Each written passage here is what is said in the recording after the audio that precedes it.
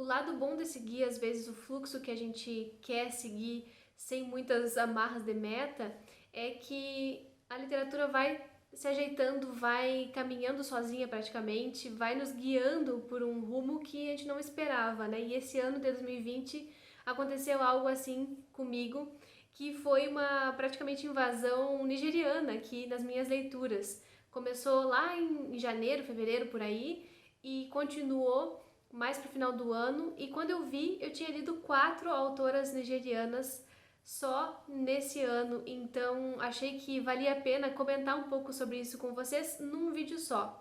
Hoje a gente vai conversar sobre 4 livros de 4 autoras diferentes que eu li em 2020 e que vêm da Nigéria.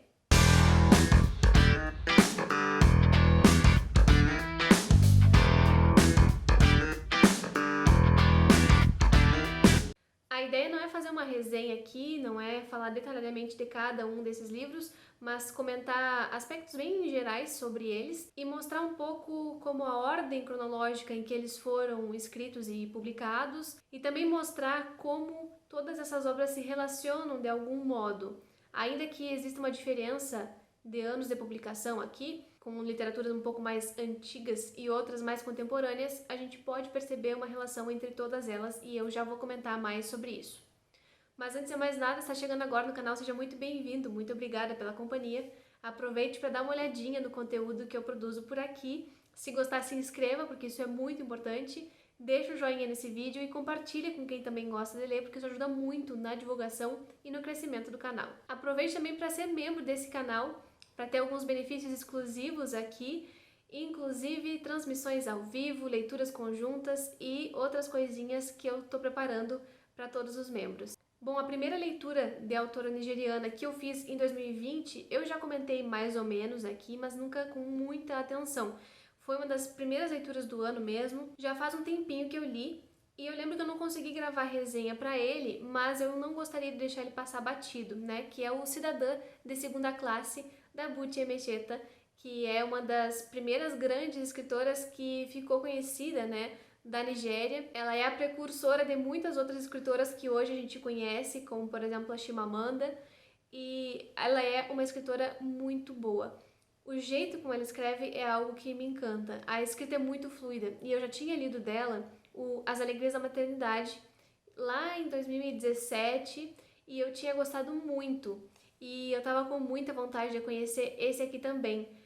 Esse não se tornou um favorito, As Alegrias continua sendo o meu favorito dela por enquanto, mas eu tô para ler um outro livro dela que eu já sei que eu vou receber agora no mês de dezembro, então provavelmente no ano que vem eu vou continuar falando sobre a Buchi, mas nesse livro aqui eu achei muito interessante a forma como ela narra, especialmente essas transformações que foram acontecendo na Nigéria nos anos 60 e da grande vontade que muitos nigerianos tinham de sair do seu país e ir para Londres em busca de uma vida melhor. E como costuma acontecer nos livros da Buchi, não tem muita alegria nessa história. Na verdade, é basicamente uma sucessão de desgraças que acontece na vida da personagem Ada. Porque ela tem um casamento que é muito tranquilo, aparentemente, foi um casamento fácil de fazer e ela quis se casar para mudar de vida. E ela estava mais ou menos estabelecida na sua cidade, trabalhando para um órgão do governo americano, e eu acho que ela tinha essa ânsia de sair de lá porque ela acreditava que poderia ser ainda melhor. Toda a carreira que ela estava construindo na Nigéria poderia ser melhorada, triplicada, e ela teria muito mais sucesso se ela saísse de lá. Na cabeça dela era isso que ia acontecer. Só que quando ela consegue finalmente arrumar tudo, já com filhos pequenos, e ir para Londres, depois que o seu marido já estava lá se estabelecendo, ela chega e se depara com uma situação que ela não imaginava que fosse assim. Ela percebe o racismo, ela se entende como uma mulher negra lá e vê como as pessoas negras são discriminadas, ainda mais se tratando de Londres, né, que é um país muito mais formal nas relações, então é difícil ela ter qualquer tipo de contato, de amizade, e diariamente ela vai se entristecendo, vai passando por várias questões. Ela engravida de novo, mesmo o marido dela sendo um cara absurdamente ridículo e que era violento também com ela não escapa de uma outra gravidez, ela até tenta começar a estabelecer algumas mudanças na própria vida, como o controle da natalidade, mas o marido não aceita, né? E isso vai gerando outras vidas, outros filhos, que ela não tem basicamente como cuidar, porque o marido toma conta do dinheiro, o dinheiro que é dela, e ela não consegue fazer nada do que ela queria, né? Então, todos aqueles sonhos, todas aquelas angústias e também as vontades que ela tinha de transformação acabam não acontecendo. Ela, pelo contrário, só se angustia ainda mais. Então é assim, um livro em que ela se descobre uma cidadã de segunda classe. Eu gostei da história, apesar de tudo, porque a Butch consegue fazer algo que eu acho bem raro, né? De falar de temas bem pesados com uma linguagem super leve, e ela é muito irônica, então a todo momento a narradora, a protagonista, tá fazendo piada dela mesma, tá fazendo gracinha com alguma situação, e isso faz com que a gente leia o livro muito rápido, mas é um livro que tem muita desgraça. Então, eu recomendo essa leitura, mas recomendo com uma certa cautela, né? Porque se vocês não estão com vontade de ler algo que tenha muita tristeza, nesse momento não leiam, deixem para outro momento. De qualquer forma, vale conhecer. Acho que talvez seja melhor iniciar a leitura da Butch por esse livro, em vez de As Alegrias da Maternidade, porque lá já tem um contexto histórico muito mais forte. Eu acho aquele livro mais completo. Acho que em alguns pontos esse livro me pareceu um pouco razoável, a personagem me pareceu um pouco verossímil, embora isso possa ser uma leitura minha de mulher branca do século XXI. Ainda assim, é um livro que eu gostei bastante. Depois disso, mais pro fim do ano, a Tag enviou um livro que é de uma autora nigeriana, mas antes disso eu quis fazer uma outra viagem, ler outros livros que eu tinha aqui de autoras nigerianas que eu já estava enrolando há muito tempo para ler e que eu achei que não devia passar desse momento. Então eu resolvi fazer uma imersão nessa literatura e comecei por um que eu achava que eu não ia gostar, porque eu tinha tomado um baita de um spoiler desse livro. E assim, é um spoiler que realmente faz a diferença em alguns pontos da história, não é algo que é só um detalhezinho.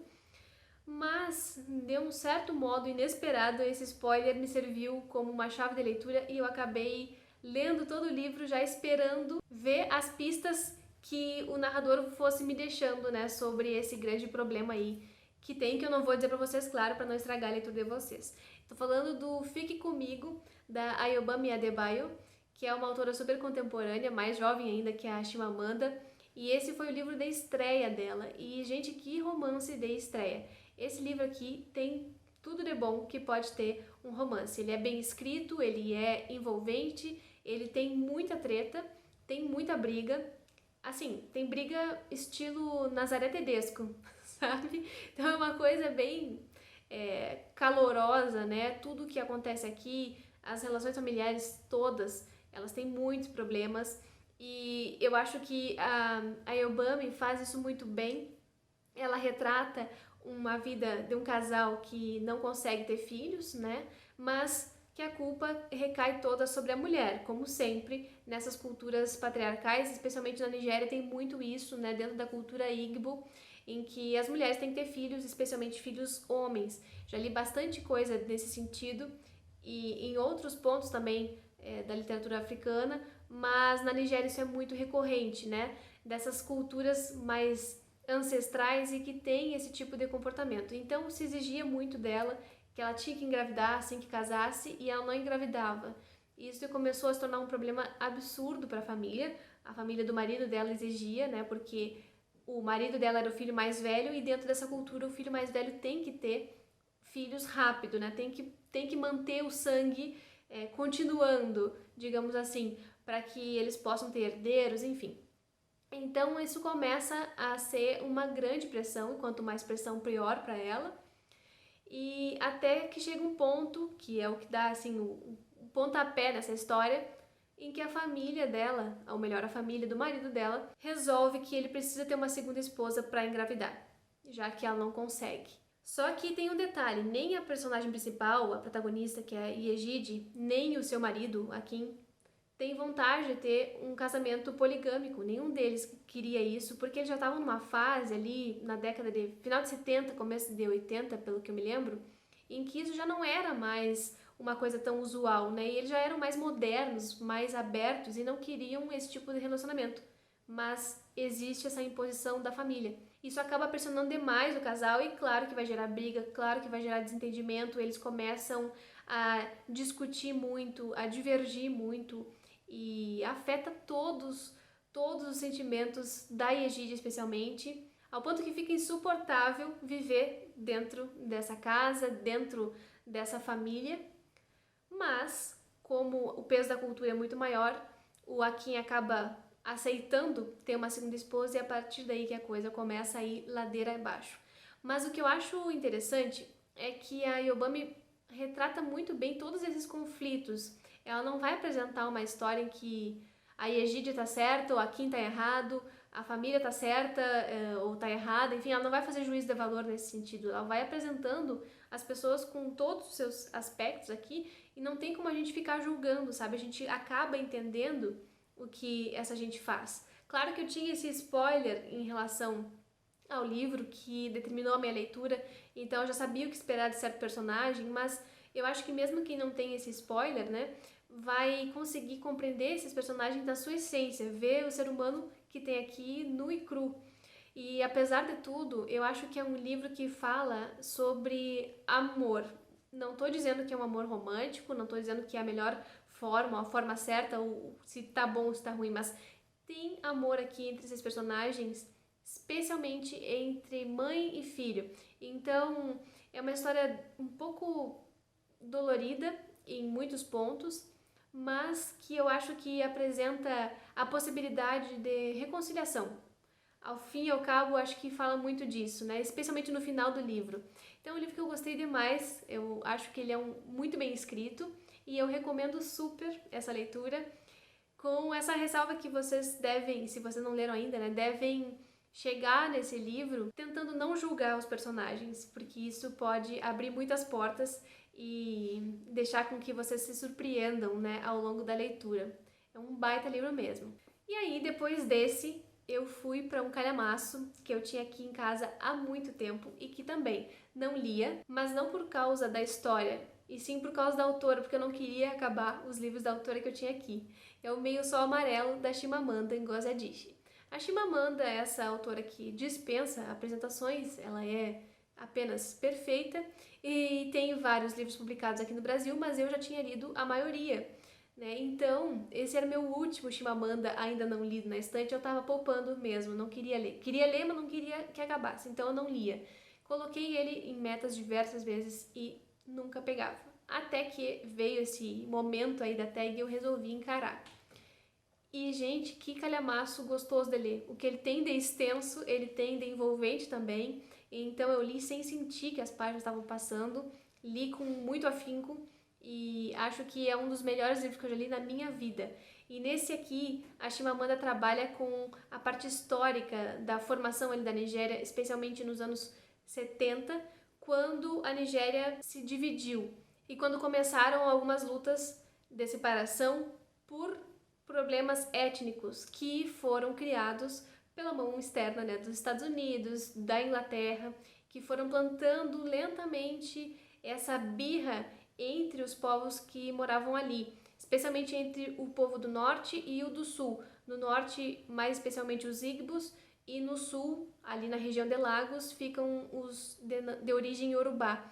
E, bom, acaba acontecendo muita coisa aqui, mas basicamente o pano de fundo histórico é esse, né? Essa guerra entre Nigéria e Biafra, que seria um novo estado criado para que os Igbos ficassem então à parte, já que ninguém queria eles lá na região de Lagos. E isso é uma questão política que realmente aconteceu, foi uma guerra absurda, uma guerra civil que matou muita gente, que deixou milhares de pessoas na miséria, porque vinha ajuda externa, mas não se deixava que essa ajuda chegasse aos povos Igbos do interior, da região norte e oeste. Então é uma coisa muito difícil, muito complexa, mas que a Chimamanda desenvolve muito bem. Como se não bastasse todo esse pano de fundo histórico, a gente tem aqui uma história de amor, de casamento, entre as personagens Olana e Odenigbo, que abrem, né, o livro no primeiro momento, na primeira parte, a gente tem muito da história deles e depois, só então, é que vai se desenvolvendo essa história da guerra. Então o livro começa antes da guerra, né? Começa nessa Nigéria que está ali fervilhando, com muitas possibilidades de um futuro mais aberto, até que acontece, né, essa guerra civil. Além da Olana e do Odenigbo, que aliás são um casal que eu adoro, eu nunca penso em casais na literatura, mas nesse caso aqui, que casal realista, que casal interessante, eu acho que ela cria personagens maravilhosamente bem. E além deles tem outros, né? A Olana tem uma irmã gêmea, que é a Kainene, que se casa, se junta com um homem branco, o Richard, que assim, é muito improvável que isso aconteça, mas eles mantêm um relacionamento. Também vai ter muita treta familiar aqui, vai ter disputa entre essas irmãs, vai ter briga entre essa filha, a Olana, né, que é mais independente, mais progressista, e os seus pais, que tentam arranjar um casamento para ela com algum figurão do país, preferencialmente do exército, né? E tem outras pessoas, e especialmente o personagem Uguo, que é um criado, né, que sai de um pequeno vilarejo e vai trabalhar na casa do Odenigbo, que é um professor universitário. E ele chega nessa cidade, na verdade é assim que começa o livro, né? Ele chegando, o Ugu chegando lá e conhecendo todo mundo que ele não fazia ideia que existia. Um mundo em que havia uma casa ampla, arejada, feita de tijolo, com grandes janelas, com cortina, com sofá, um conforto que era inimaginável para ele, que vivia uma choupana praticamente, né? E essa descoberta do mundo, né, pelo personagem Ugu, chega a parecer uma criança descobrindo, aprendendo tudo. Ele chega lá muito jovem, com seus 14 anos mais ou menos, e vai estudar, vai aprender a falar inglês mais fluente e vai encontrar nesse personagem, o Denigbo, uma referência muito forte, né? Ao ponto que quando começa a guerra, ele só se baseia no que vai acontecer com o Odenigbo e com a Olana, né, que nesse caso estava junto com o Odenigbo. Eles se casam, enfim. Então é um romance complexo que tem muitos personagens, tem muita coisa acontecendo naquele estilo da Chimamanda que eu gosto muito e acho que aqui ela desenvolve tudo que poderia desenvolver. O que eu disse para vocês não é nem um terço do que o livro apresenta, tem outras questões. Ela detalha mesmo todas as guerras, as disputas étnicas, porque a Nigéria é composta por diversos povos, né? Tem os Hausás, que em sua maioria são muçulmanos, tem esses Igbos que ficam numa outra região e os Yorubás, principalmente na região de Lagos, e outros também, outras etnias, outras línguas. Ela fala muito sobre identidade, sobre linguagem, sobre o quanto eles foram instigados a brigar entre si, né, por outras pessoas de fora.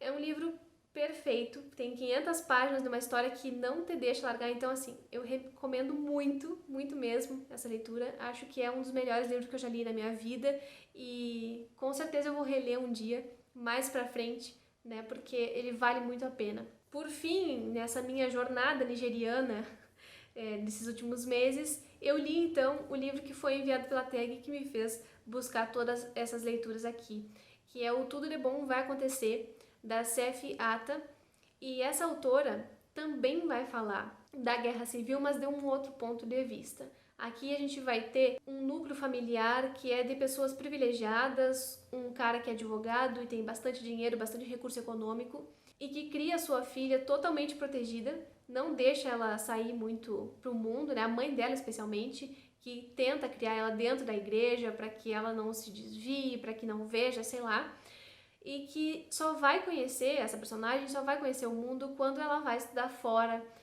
durante a faculdade, que ela vai então para a Inglaterra. Mais uma vez, nigerianos indo para fora, né? Ah, no livro da Chimamanda também tem isso, né? Essa personagem Olana também vai estudar fora e depois retorna. E aqui não é diferente. Só que o que eu acho legal desse livro é que não se detém tanto na guerra e sim nas transformações sociais que foram afetando a vida da população. Então esse livro é basicamente para conhecer o que estava acontecendo em Lagos durante a Guerra Civil. Lagos ficou meio à parte, né, de todas essas lutas, porque é a capital, porque é a parte que tem mais relação com o mundo de fora, com o Ocidente, enfim. e também porque ali as coisas não pararam de acontecer. O mundo mais ou menos continuou girando, né? Isso fica muito claro. Vai faltando alguns recursos, às vezes se nota a falta de alimento, a falta de energia elétrica é uma coisa que é recorrente nos livros nigerianos. Aqui também aparece muito isso, mesmo as pessoas que têm condições e que têm geradores em casa passam por períodos sem energia.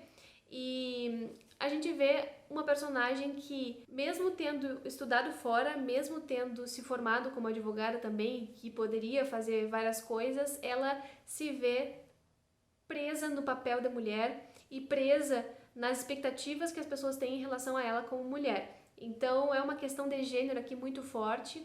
Ela se vê pressionada a ter filho, também tem dificuldade para engravidar, também se casa com um cara que ela não se dá muito bem. E isso parece ser uma constante nesses livros todos. Mas eu acho muito interessante a forma como a Seffi trata esses problemas bem cotidianos, da falta de comida, das mulheres que não conseguem, por exemplo, ter acesso à herança dos seus familiares, porque a herança vai para o homem. Então, mesmo com algumas leis que iam mudando, a prática ainda era muito tradicional. Tem uma personagem aqui especificamente que eu acho interessante porque ela traz esse núcleo, né?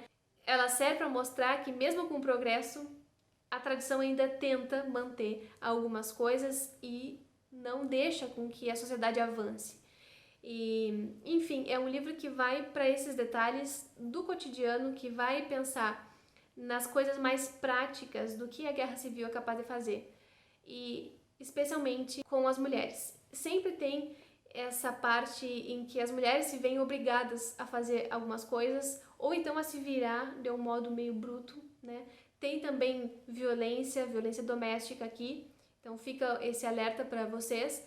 Mas é um livro de leitura muito fluida. Eu devorei esse livro em pouco mais de 2 dias, não conseguia parar de ler. E o único problema dele é que ele não é o Meio Sol Amarelo. Mas fora isso, ele é um livro excelente. Então eu recomendo que, se vocês não leram nenhum desses livros ainda, quando forem ler, por exemplo, leiam esse primeiro e depois o Meio Sol, porque aí vocês vão numa curva ascendente, né, de expectativas, e terminando com a Chimamanda, que é perfeita. Esse aqui, não é que o livro não seja bom, gente, é um livro muito bom.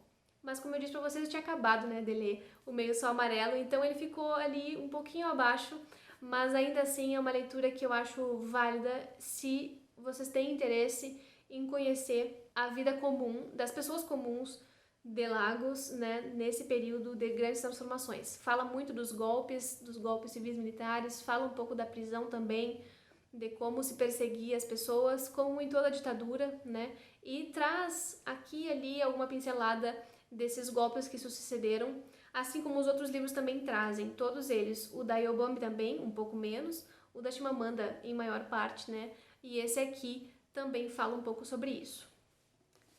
Enfim, gente, essa foi a minha jornada pela Nigéria em 2020. Gostei muito de fazer isso, não estava esperando, não foi algo programado, mas fiquei feliz porque pude me aprofundar na história desse país que tanto me interessa e que tanto dialoga com a história do Brasil também, né? Dessa região da Nigéria é de onde veio grande parte das pessoas escravizadas para cá para o Brasil e para a América Latina de um modo geral. Então a gente tem muito em comum em tradições também, mesmo que a gente não saiba sobre isso. E conhecer um pouco desse país, acho que faz parte da nossa ampliação de horizontes, digamos. Então eu recomendo as leituras todas que eu falei aqui, todos os livros estão aqui embaixo listados no box da descrição para que vocês possam ver mais de sinopse se tiverem interesse, e se forem comprar também, usando meus links, vocês me dão uma pequena comissão. É isso, vou ficando por aqui, espero que vocês tenham gostado desse vídeo. Comentem aqui embaixo se já leram alguns desses livros, o que vocês acham, se concordam comigo nessas diferenciações, se discordam também, comentem aqui. E me indiquem outros autores africanos, também estou querendo ler mais desse continente no ano que vem. E a gente segue a conversa nos comentários. Muito obrigada pela companhia até o final do vídeo e a gente se vê no próximo.